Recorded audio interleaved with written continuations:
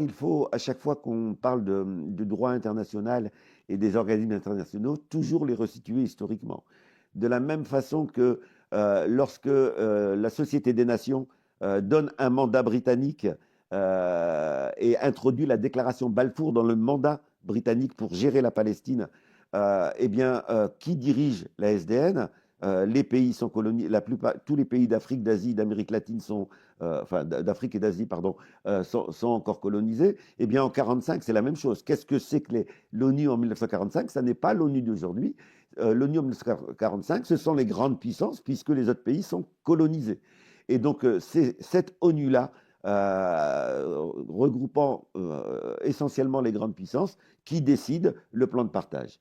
Mais même avec cette composition, le plan de partage commence à l'ONU d'abord par être rejeté. La majorité des États, une faible majorité d'États, reste pour une Palestine unique. Et entre deux votes, on va avoir le changement de position d'une dizaine de pays. Lorsque l'on regarde ces pays, on s'aperçoit qu'en l'espace d'une quinzaine de jours, les États-Unis ont fait pression sur des micro-États dépendants économiquement, dépendants militairement de Washington, pour obtenir eh bien, un changement de position. Des gens qui avaient voté contre la partition deviennent brusquement pour la partition.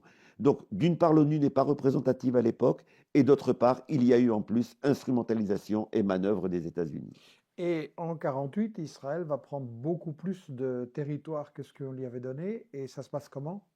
Ah ben, tout simplement, c'est là qu'on s'aperçoit que le plan était bien un plan de violence sur le peuple palestinien, puisque on va avoir une politique qui est une politique de terreur, ce qu'on va appeler la Nakba, dans lequel on va refouler les Palestiniens en dehors de Palestine. C'est une vraie catastrophe au sens où ce sont des centaines de milliers de Palestiniens qui sont obligés de quitter leur terre, bien au-delà de la superficie qui avait été octroyée par les Nations Unies et sans aucune réaction sérieuse des Nations Unies.